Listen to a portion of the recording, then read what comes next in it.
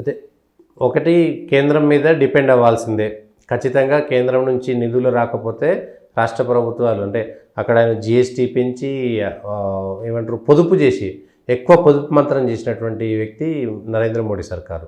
చాలా మటుకు పొదుపు చేసి ఈ విషయంలో మరి మోడీ సర్కారు నేను ఎవరన్నా కాదన్నా అవునన్నా ఆర్థిక పరిస్థితి మీద విశ్లేషణ చేస్తుంటాం రాస్తుంటాం కాబట్టి మోడీ సర్కార్ ఏంటంటే ఒక విషయంలో చాలా కఠినంగా వివరించింది ఆర్థిక పరిస్థితి విషయం. మిగతా విషయాలు నాకు అడ్మినిస్ట్రేటివ్ ఫీలింగ్స్ చెప్పుకుంటూ పోతే చాలా ఉంటాయి.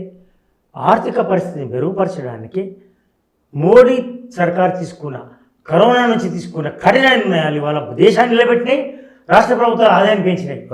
నేను ఇప్పుడు రోజు అమెరికా,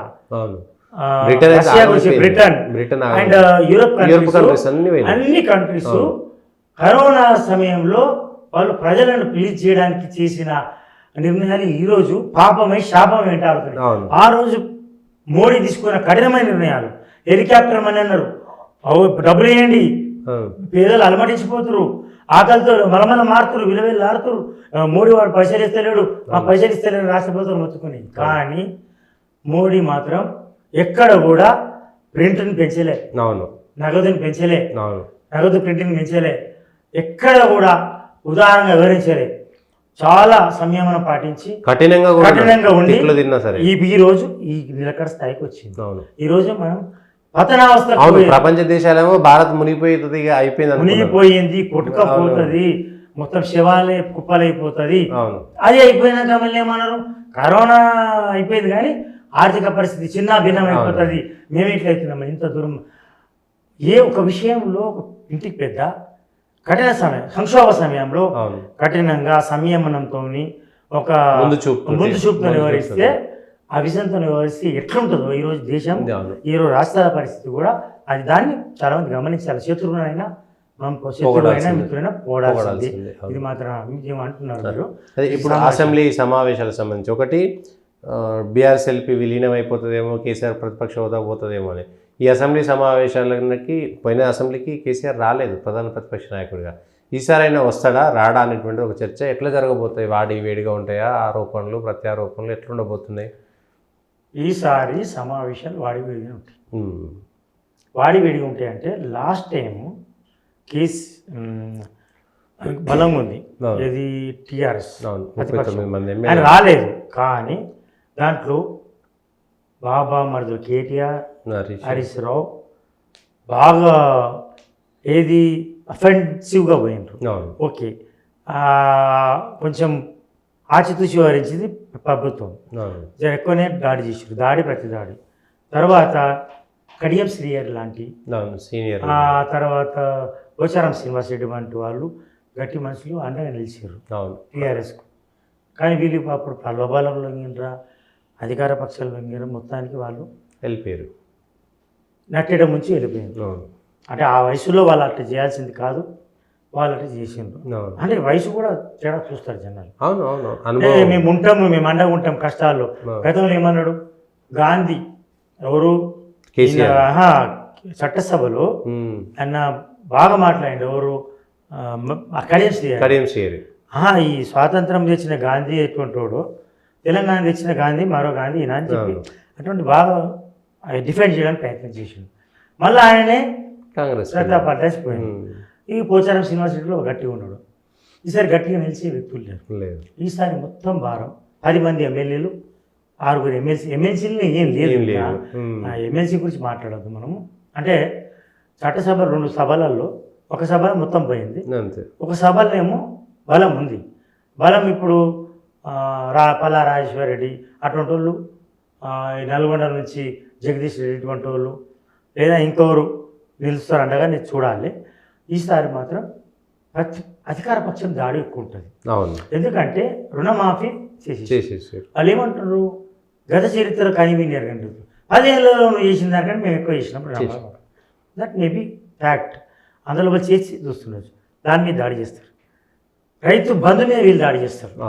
బంద్ అయిపోయిందా, ఏమైంది, ఈ పథకాలు ఏమైనా ఇస్తాం మేము, మార్గదర్శకాలు మీరు దొంగలకు ఇచ్చారు, మీరు లంగలకు ఇచ్చారు, మీరు రియల్ ఎస్టేట్ వ్యాపారాలకు ఇచ్చారు, మేము దాన్ని సరి చేస్తున్నాం అంటారు. ఈసారి ప్రతిపక్షం నుంచి దాడి పెరిగే అవకాశం ఉంది. అయితే ఈ డిపెండ్ వంగిపోయింది మొత్తం. కేవలం ఇద్దరే ఈసారి బ్యాటింగ్ చేయాల్సి వస్తుంది. ఓపెనర్స్ లాస్ట్ వరకు ఉండాల్సి వస్తుంది. అంతే. అక్కడే ప్లేయర్స్ పెరిగింది.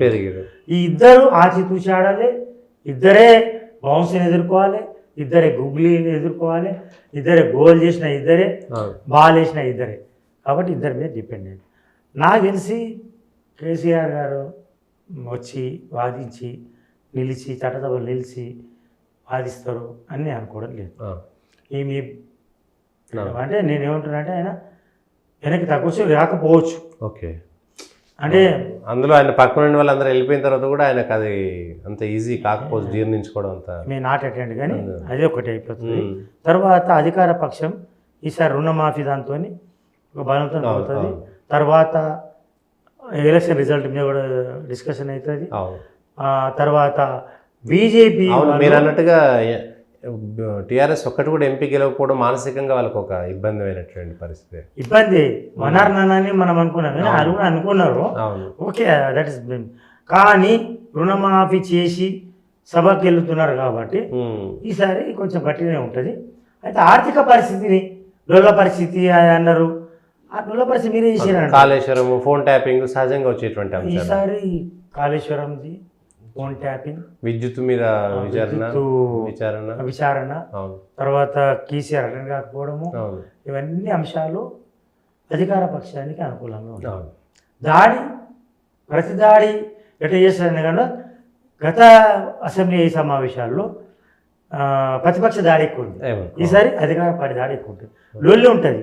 5 నుంచి 5 రోజులు అసలు ఉండాలి ఈ సమావేశాలు. దీన్ని 10 రోజులు పొడిగించి ప్రతిపక్షం హోదా లేకుండా ప్రతిపక్షం చిత్తు చేయడానికి అధికార పార్టీ ఎత్తు చేస్తున్నది. ఆ ఎత్తును ప్రతిపక్ష పార్టీ అంటే బాబామరుదులు కావచ్చు, ఓన్లీ ఇద్దరు బ్యాట్స్మెన్స్, వాళ్ళు ఎట్లా చిత్తు చేస్తారనేది చూడాలి. మొత్తానికైతే గరం వాడి వేడి ఉంటుంది ఈ వర్షాకాల బడ్జెట్ సమావేశాలు. ఆ సమావేశం ఎట్లా ఎదుర్కోవడం అనేది పెద్ద తలనొప్పి ఇప్పుడు ప్రతిపక్ష పార్టీ. ఎందుకంటే ఇక్కడ సభ్యులను కాపాడుకోవాలి. సభ్యులు ఉన్నారు. విచిత్రమైన పరిస్థితి ఏంటంటే కొంతమంది ఇంకా పోకుండా ఉన్నారు, కానీ వాళ్ళంతా కమిట్మెంట్ అయిపోయారు. అంతే. వెన్నెముక లేని రాజకీయ నాయకులు వాళ్ళు ప్రజల కోసం, ప్రజల కొరకు, ప్రజల చేత, అందుకోసమే పార్టీ మారుతున్నామంటారు. అంతే. వాళ్ళ కోసం వాళ్ళ అభివృద్ధి కోసం, కుటుంబం కోసం, వాళ్ళ స్వలాభం కోసం ఆయన చెప్పారు. అందరు కమిటీ అయి ఉండోలే. అక్కడ ఇప్పుడు మౌనంగా ఉంటారు. ఉన్నవాళ్ళు కూడా మౌనంగా ఉంటారు. కొంతమంది అంతా ఒకటే. నేను తెలుగుదేశం ఉన్నప్పటి నుంచి మీతో కలిసే ఉన్నాం, నో ప్రాబ్లం. ఈసారి వాళ్ళిద్దరు కొట్లాడుతుంటే వీళ్ళు చూస్తారు. అవసరమైతే రన్అట్ చేస్తారు. వీళ్ళు ఎన్నుకున్న రన్అట్ చేస్తారు. ఇప్పుడు ముందు పోయినట్టు చేస్తారు. ఏదో అంశం లేవనెత్తారు. గతంలో అరేబుల్ దయాకర్ చేసిండు, టీడీపీగా ఉండే టీడీపీ రన్అట్ చేసిండు. ఆయన లేని అంశాలు లేవనెత్తాడు. లేవనెత్తి చంద్రబాబు చూపిస్తాడు మళ్ళీ. అటువంటి అంశాలు ఇటువంటి జరగవచ్చు. ఇద్దరు మంచి బ్యాటింగ్ చేసినా రన్అట్ చేయడానికి వాళ్ళు సిద్ధంగా ఉన్నారు. సో కమిట్మెంట్స్ అయిపోయినాయి. పొలిటికల్ కమిట్మెంట్ అంటే పర్సనల్ కమిట్మెంట్స్ అన్ని. ఇవన్నీ మాకేమొద్దు, ఏమనొద్దు, మా భూములు, ఒక లిటిగేషన్స్, ఆస్తులన్నీ కాపాడుకుంటాం మేము, మేమేమనం మిమ్మల్ని. అసెంబ్లీ కూడా ఏం తిట్టాం, తిడితే కూడా ఎట్లా పొగడతలా అని ఉంటుంది అది. సో ఇటువంటి పరిస్థితులు మనం చూడబోతున్నాం. గతంలో కేసీఆర్ పాచిక తెలుగుదేశం పార్టీని చిత్తు చేసి ఎట్లా ఇవ్వాలి, అటువంటి వాళ్ళు ఎట్లా వాడుకోరు, ఆ తెలుగుదేశం మొత్తం చిత్తు అయిపోయిందో అట్లనే టీఆర్ఎస్ కూడా చిత్తు చేయడానికి రేవంత్ ఎత్తులేయచ్చు. రేవంతే కాదు, బట్టి ఉన్నాడు, మనలో బట్టి విక్రమార్క ఉన్నాడు, శ్రీధర్ బాబు ఉన్నాడు. ఈసారి బాగానే ఉంది. కొంచెం ఈసారి పరిస్థితి కొద్దిగా టీఆర్ఎస్కే కొంచెం సంకట పరిస్థితి ఉంది.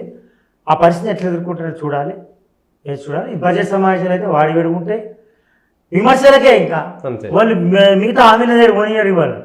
రేవంత్ రెడ్డి వీళ్ళంతా కూడా ముఖ్యమంత్రి దాడే ఫస్ట్ ప్రతి దాడితో మొదలు పెడతారు, దాడి కాకుండా. ఎందుకంటే ఇంకా వేరే అంశాలకు పోవద్దు కాబట్టి.